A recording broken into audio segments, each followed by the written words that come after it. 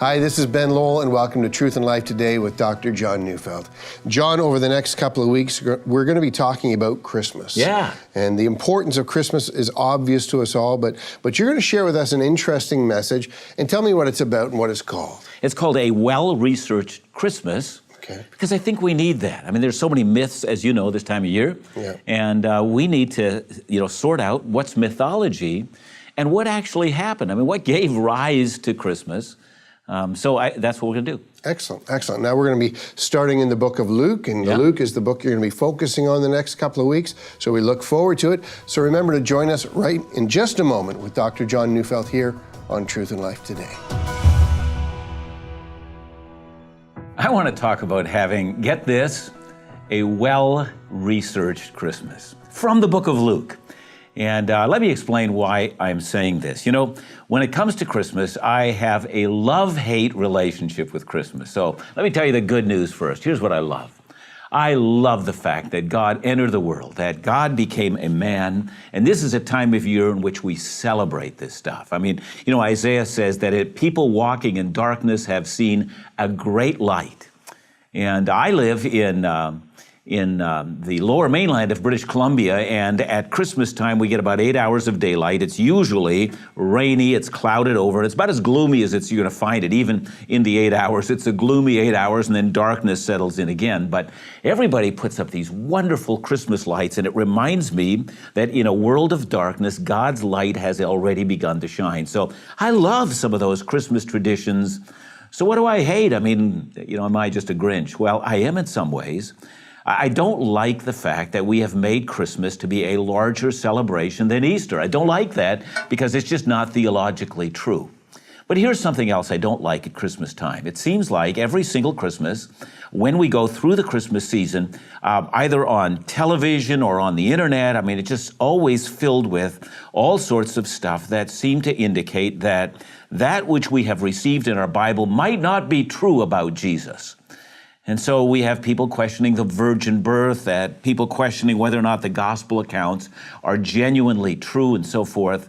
And it leads a lot of people to doubt whether or not we're telling the true story. So that's why I've talked about having a well-researched Christmas. I want to give you a sense of certainty about what Christmas is all about. And if you're an immigrant into this country and you've never heard the Christmas account, let me encourage you to listen. I'm going to read it to you from the book of Luke and make some comments as we go. I'm reading Luke 1:1-4. Inasmuch as many have undertaken to compile a narrative of the things that have been accomplished among us, just as those who from the beginning were eyewitnesses and ministers of the word have delivered them to us. It seemed good to me also, having followed all things closely for some time past, to write an orderly account for you, most excellent Theophilus, that you may have certainty concerning the things you have been taught. Now, that's how the book of Luke begins, and you might listen to that and say, wow, I don't know what he's actually saying. So let me take it through this closely, just carefully, one word at a time. Inasmuch as many have undertaken to compile a narrative of the things that have been accomplished among us. So here's what Luke is saying. In the day that I'm writing this, there have been a great many people who have already written about the events of Jesus. Well, you might say, who were those people? And especially in our day, when we talk about other narratives about Jesus, and sometimes you'll hear people talking about the Gospel of Thomas, and then they'll talk about the Gospel of Mary Magdalene, and even the Gospel of Judas Iscariot, and they'll say, do you know that the church has tried to suppress all of these different Gospels? So let me help you through all of that. First of all, what we have in our Bible, Matthew, Mark, Luke, and John, 4 eyewitness accounts of the life of Jesus, are exactly that. They're eyewitness accounts. Now, when you hear about these other accounts of the life of Jesus, to the most part, they are written in the 4th century, not in the 1st century. You know what I'm saying? These are eyewitness accounts, and the other stuff that we have come along hundreds of years later. And they also reflect a philosophy that was called Gnosticism, which didn't even exist at the time of Jesus. So we actually know intuitively that these other accounts are not historical accounts. They're philosophical accounts that try to redraft Jesus according to a philosophy that exists hundreds of years later. I'll give you an example of that. Let's say tomorrow you were to pick up a book called Abraham Lincoln, Vampire Slayer. Well, you wouldn't think when you pick that book up that you're actually talking about a real history of Abraham Lincoln. I mean, you have to go to historical sources that actually deal with the real Abraham Lincoln, not some, different philosophy that comes along years later. And that's what we have in the book of Luke. And that's what we have in the Bible. We have actually eyewitness accounts of the life of Jesus. Now, when Luke says, inasmuch as many have undertaken to compile a narrative, you might ask, well, what are those other narratives? Well, we do know that by the time that Luke writes, that the Gospel of Mark had already been written. So that was already available at that time. It had come about a decade earlier. And now Luke comes along and writes pretty much the same time as Matthew writes. So we think, well, there's only one narrative that's been there. And yet a great many Bible scholars have noticed that when you look at Matthew, Mark, and Luke, and you put them up beside one another, in a number of places, they're verbatim, which means that Matthew, Mark, and Luke must have used some written source material that was available to them. Now, I have a theory about that. I actually think that it was Matthew who kept notes of the life of Jesus, and he did it in Aramaic, and these were well distributed among the disciples. So what you actually have when Luke says, inasmuch as many have undertaken to compile a narrative, I think he means the eyewitness notes that were taken by the disciples themselves. So that's what he's relying on when he researches the life of Jesus. And then he says, many have undertaken to compile a narrative of the things that have been accomplished among us, just as those who from the beginning were eyewitnesses and ministers of the word have delivered them to us.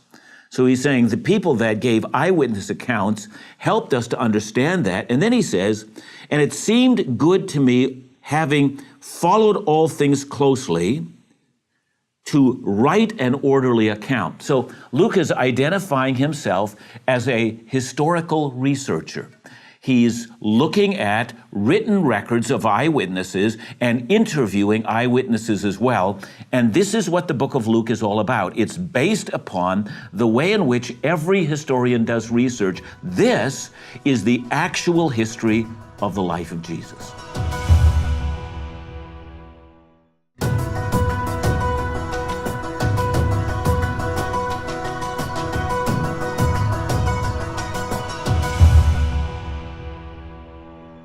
So in this series called a well-researched Christmas, I'm actually taking that from what Luke actually tells us. We know that Luke was probably the only Gentile to have ever written a book in the Bible. That makes it unique. Luke is not one of the 12 disciples of Jesus. However, he is a prophet. And we also know that he was directly under the leadership of the Apostle Paul. And we know that he took the time and interviewed all of the disciples of Jesus. We also assume that he interviewed Mary, the mother of Jesus. He also interviewed a number of other eyewitnesses, and he writes an orderly account. I also noticed that in the beginning verses of the book of Luke, he says, I'm writing an orderly account for you, most excellent Theophilus. Now, we don't actually know anything about this man by the name of Theophilus. I mean, who was he? And in fact, the book is addressed to him. But it does say, most excellent Theophilus, here I'm in verse 4, that you may have certainty concerning the things you have been taught. Now, that word taught in the Greek language is the word katakouo, and it's where we get our English word catechism from. Now, I don't know who you are, but maybe some of you who are listening to me had been to church when you were younger, and you had received a catechism. And a catechism is simply a technical word for instruction in the basics of the Christian faith. You've got to believe whoever Theophilus was, he has been instructed in the basics of the Christian faith. And now Luke is saying to him, I want to help you to understand whether or not the things that you have been taught are actually true. And I'm going to help you to understand that by doing a research among the eyewitnesses and putting them together in an orderly way. Now, just as a little side note, if Luke is writing this to Theophilus, you might say to yourself, well, maybe this is only a book to one person and it wasn't meant to be widely circulated. But as a matter of fact, there are a great many ancient books that were written either to a king or to a government official or to some well-known person, and it's addressed to that individual, but it's intended for a wider audience. And I think that's what we have here. Whoever Theophilus was, Luke writes to him, but as he writes to him, he's also letting all of us know that this is intended for the widest audience possible, a well-researched Christmas. Okay, so having set the stage for what Luke is about to write, let's begin to read, and I am reading now from Luke chapter 1 and verse 5. In the days of Herod, king of Judea, I'll stop there. See, a historian will normally tell you when it was that something was written. Well, in the time when Luke was writing, we didn't have the dating system we have today. And so you usually dated things by whoever was a ruler. And here we have the days of King Herod, king of Judea.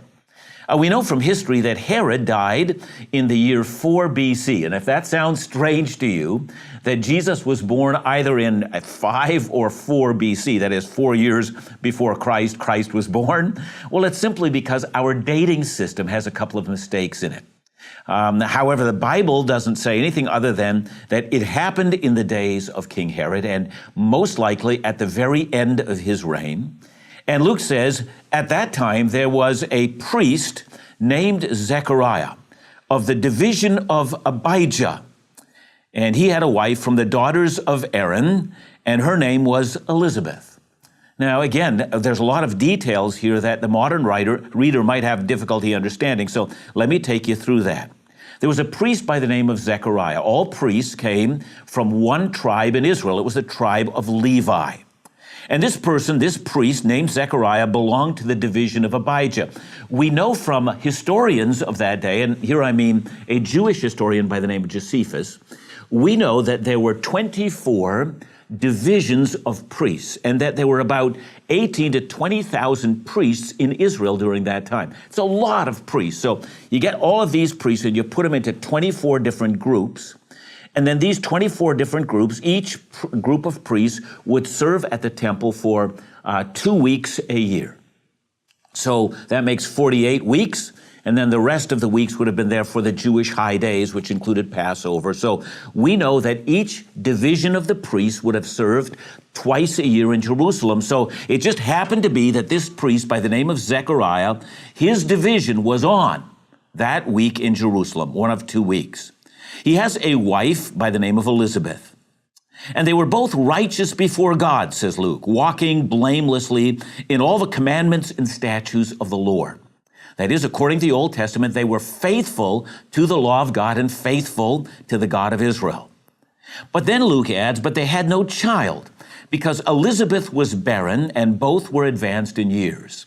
Now, in the day in which Luke is writing, to be childless was considered by a lot of people to be a curse from God. The Bible doesn't say it's a curse from God, but a lot of people thought that, and I have no doubt that this man, Zechariah, and his wife, Elizabeth, would have been praying for all of their lives, God grant us a child, but they never had one. And then Elizabeth reaches the age of where she's not able to have children anymore. She's got to menopause and beyond. And it seems like the dream is gone. God's never going to give them a child. And then we come to verse 8. And while he was serving as priest before God, when his division was on duty, according to the custom of the priesthood, it says, he was chosen by lot to enter the temple of the Lord and burn incense. Now, to make a long story short, because there were so many priests, every one of the priests would once in his lifetime be chosen by lot. That is, it's like a casting of a dice. And he would be chosen once in his lifetime to enter into the holy place, not the Holy of Holies, but the holy place in the temple. He would be called upon to burn incense before the altar of God and to pray for God's people. This was considered the greatest honor that a priest would have in his lifetime. This was Zechariah's day. This was going to be a day for him unlike any other day. Only thing is, Zechariah didn't know how unique and extraordinary this day was. Luke, who has researched it, says, listen to this. I'm about to tell you how Christmas begins.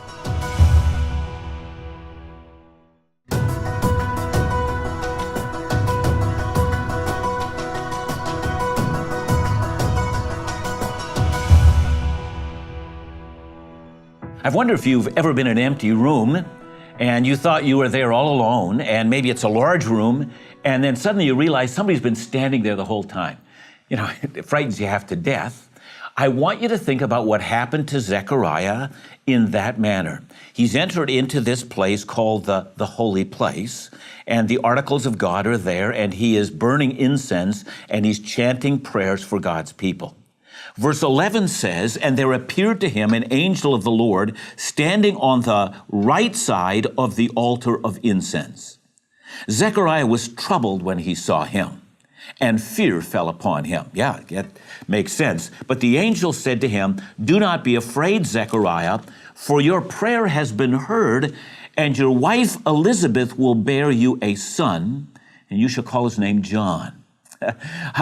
It's a fascinating thing for the angel to say, your prayer has been heard. I don't know whether or not Zechariah went into the temple, and at that moment when he was supposed to be praying for all of God's people, he took an opportunity to pray uniquely for that one seemingly dead prayer in his life. God, could you still visit us and give us a son?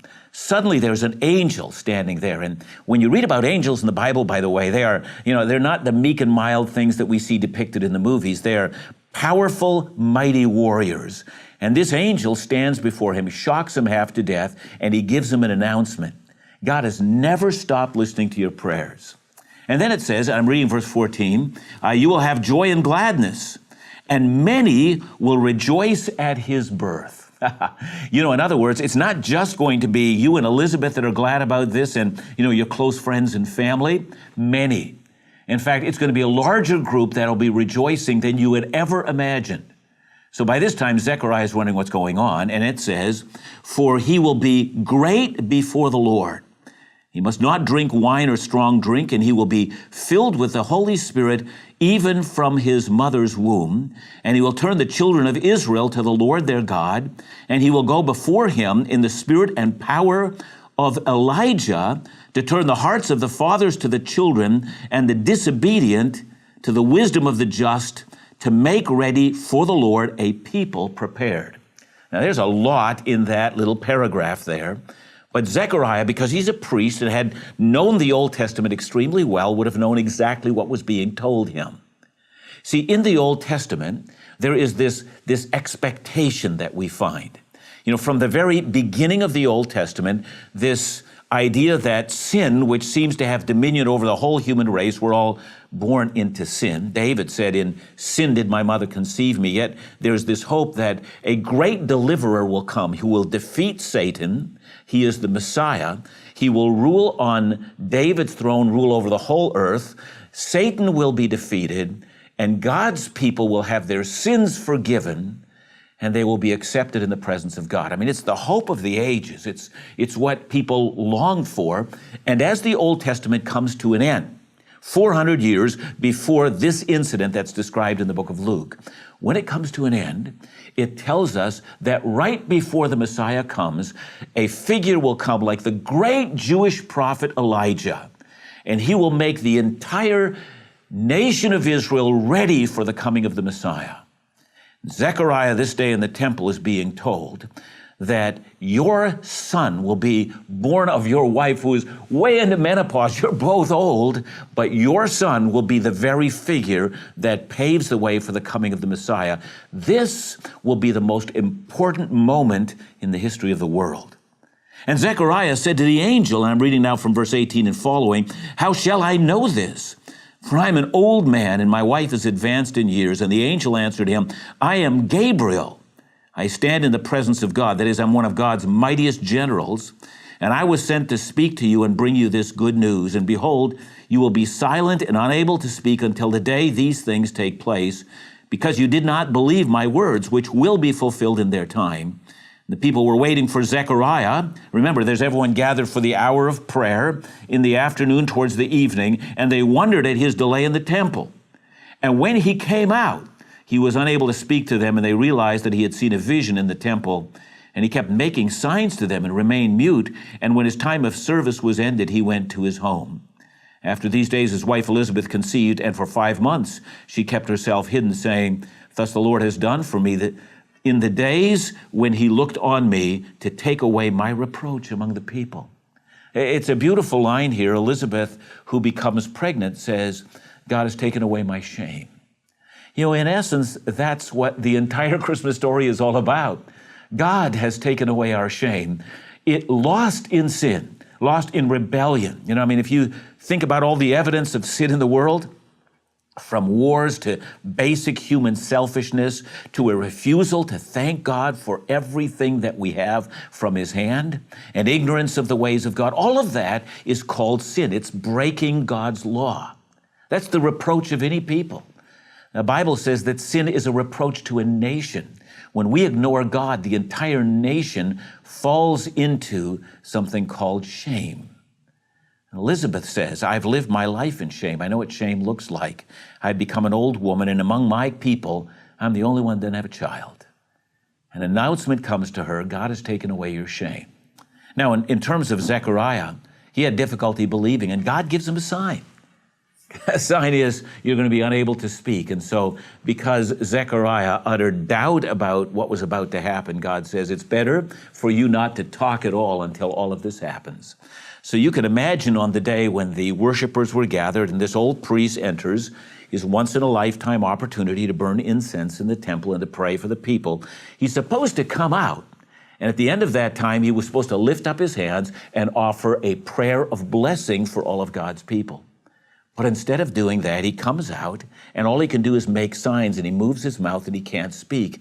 And everyone knows something significant happened while that old man was in there. And then everyone just goes home, and Elizabeth becomes pregnant by her husband. And Luke is telling us, look, I researched all of this, and this is the beginning of Christmas. Christmas began when God took the initiative and performed a miracle. That's why we have Christmas today.